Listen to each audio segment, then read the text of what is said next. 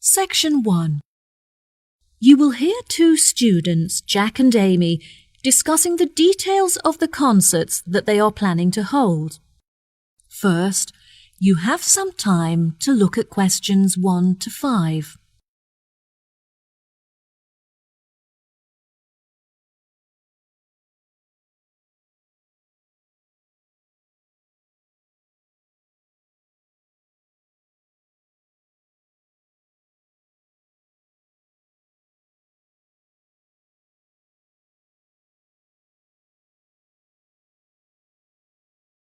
You will see there is an example that has been done for you.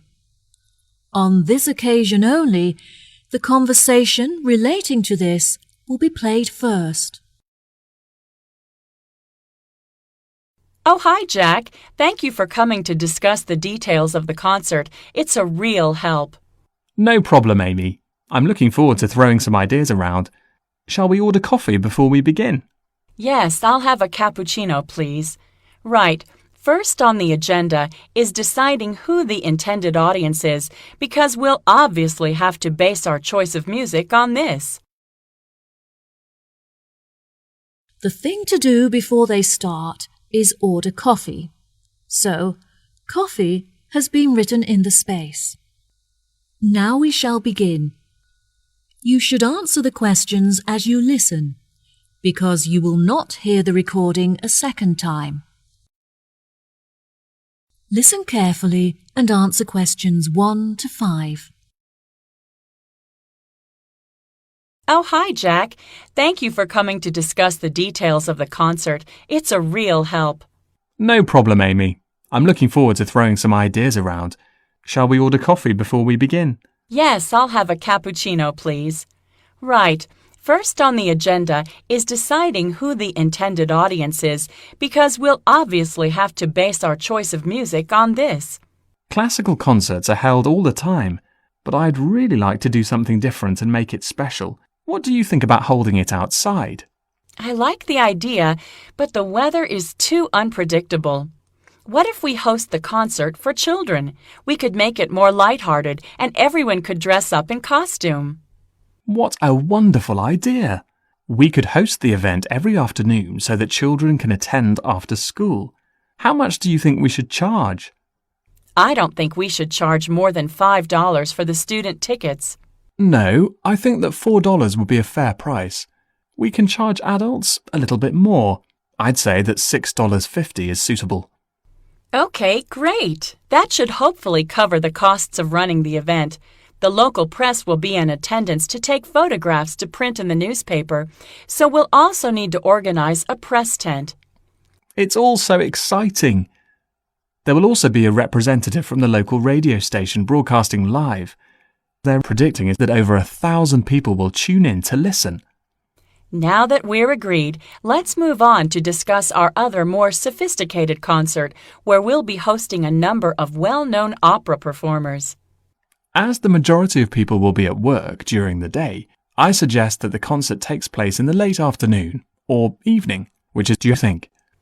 I think we should definitely hold an evening concert.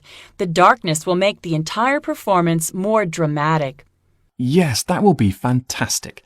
Let's host the event on Friday when everyone can wind down after finishing a week of work. It'll be a lovely start to the weekend. As it will be a lavish and elegant event, I think we should set quite a high entrance fee of around $40. It'll give us some extra money to spend on decorations. That sounds fair.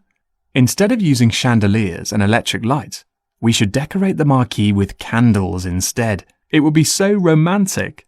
Okay, perfect. Before you hear the rest of the conversation, you have some time to look at questions 6 to 10.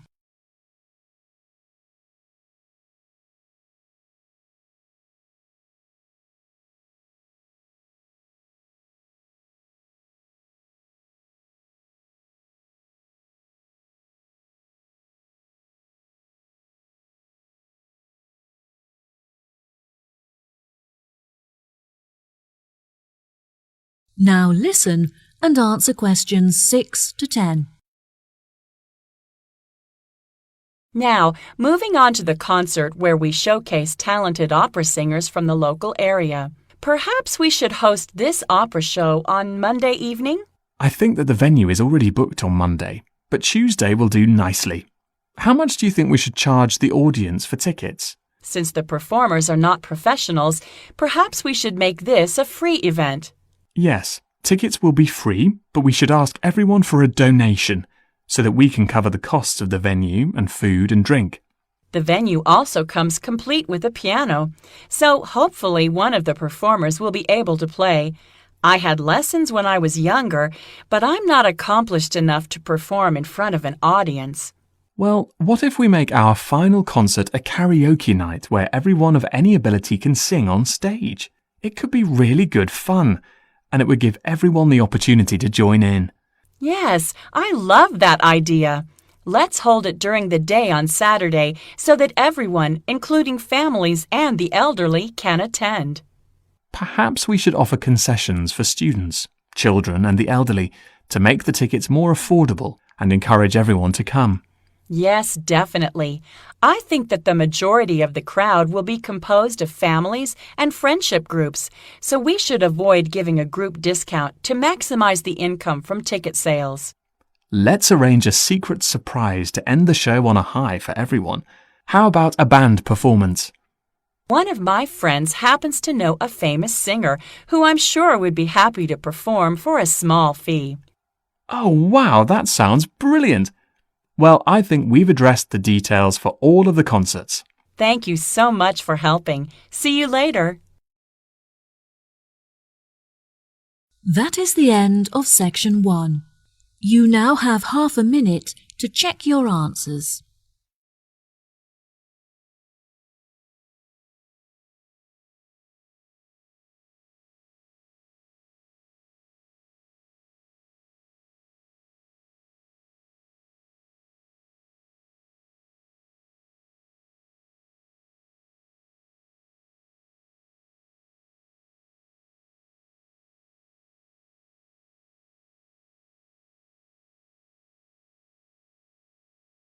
Now turn to section Good morning, 2. everyone. Welcome to the Seven Sisters campsite. No, we are not in Seven Sisters, the London suburb we are all familiar with. Instead, we are in the middle of the outskirts of East Sussex, and it is called the Seven Sisters because of the 7 stunning white cliffs standing on the shores of England. As you can see, the scenery is beautiful beyond description. So, let us go through our weekly schedule. On Monday, you are going to walk along a trail in the middle of the countryside. We are going to walk up hills, pass through a flock of sheep. On Monday, you are going to walk along a trail in the middle of the countryside.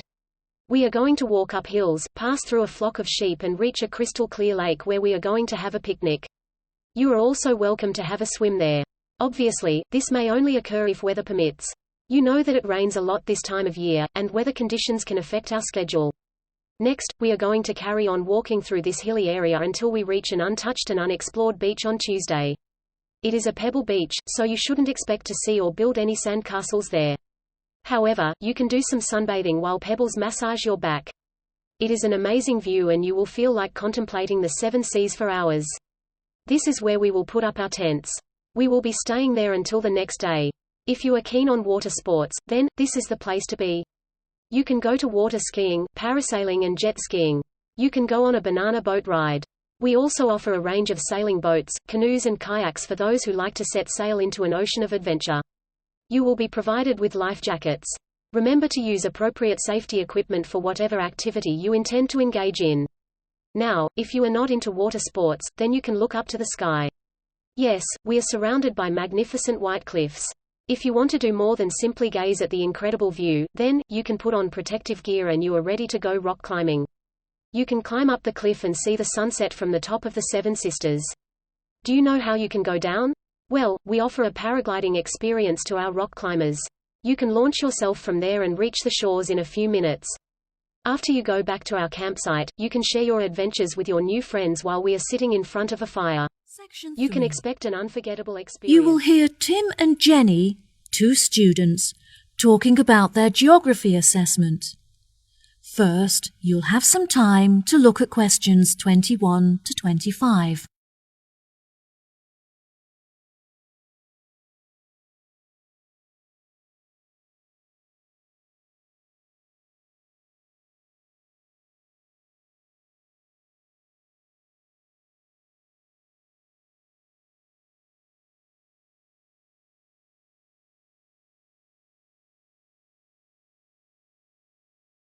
Now listen carefully and answer questions 21 to 25. Hi, Jenny. Hi, Tim. How are you doing? I'm okay, but I'm really stressed out about our geography assessment next week. Have you done any work on it yet? I've looked at it a little bit, but it would be helpful to discuss it with someone else. Do you want to chat about it with me? That would be great. Do you know what the rules are for the test? For our assessment last term, we were all required to collect raw data in order to achieve a pass. However, this term the tutor has said that it won't be necessary for us to do this. I read through the notes and they said that we are all going to be given a set of instructions that we can choose to follow if we wish, but it's not mandatory and we can complete the exam as we wish. I don't think that the rules will be too strict. As long as we don't copy the answers from anyone else's exam paper, I think we'll be sure to pass. Yes, I agree. Shall we put together a slideshow presentation with information on all of the volcanoes? I think it will really help us to revise the facts. Okay, great. Let's start with Pompeii. It's the most well-known of all the volcanoes, so it should be easy to find lots of information about it online. I'll avoid including some of the images in the presentation, as many people were killed, and some of them can be quite disturbing. We're lucky to have a double free period today, so we will have plenty of time to revise this together. Okay, next up is Mount Fago. This is an ancient mythical volcano, the location of which is unclear. There are mountainous regions in both Mexico and the USA, both of which are rumored to be the site of this volcano. It's not very scientific to list two separate locations for one volcano, but since no one has been able to prove which is the correct one, we're left with no choice. It's interesting that there is no other example of a volcano in existence today that is surrounded by so much mystery. Absolutely. I think we should include some information about Mount Etna in Sicily, which is famous for the stunning panoramas that one can appreciate from its peak. According to Google, it's a relatively new volcano compared to others in the surrounding region, which may be why it has very few of the features found in older volcanoes. Oh, how interesting. Shall we include information on Mount Hurton? I don't think that any of the other students have carried out much research into it, even though it has a lot of unique features. I think we should leave it out. Since it's a man-made volcano, it's not that relevant to our syllabus, and probably won't be included in any of the exam questions. Before you hear the rest of the conversation, you have some time to look at questions 26 to 30.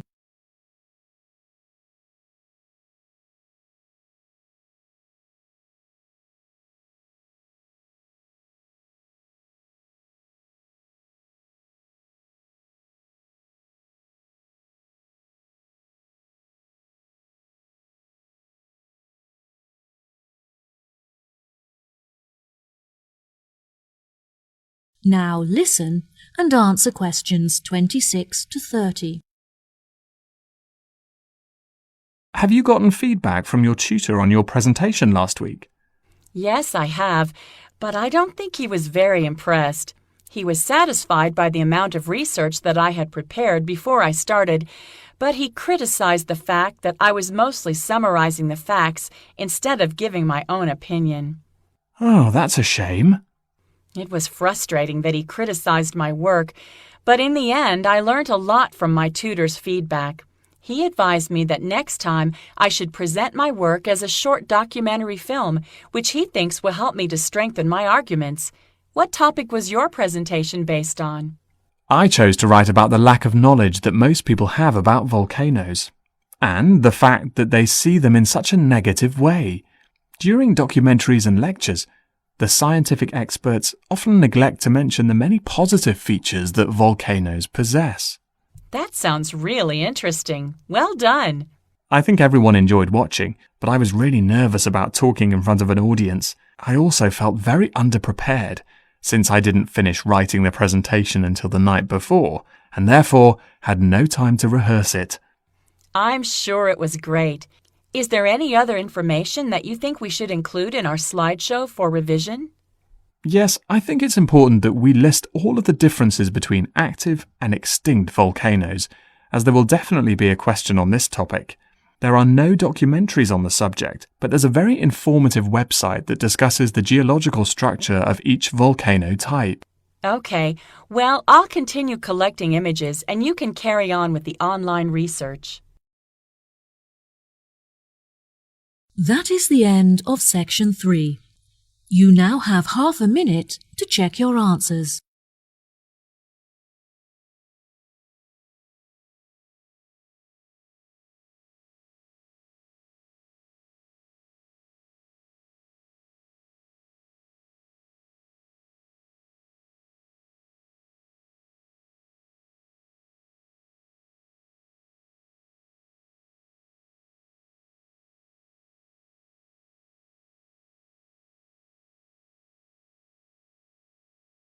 Now turn to section In today's lecture, 4. we shall consider the importance of natural resources and the provision of renewable energy.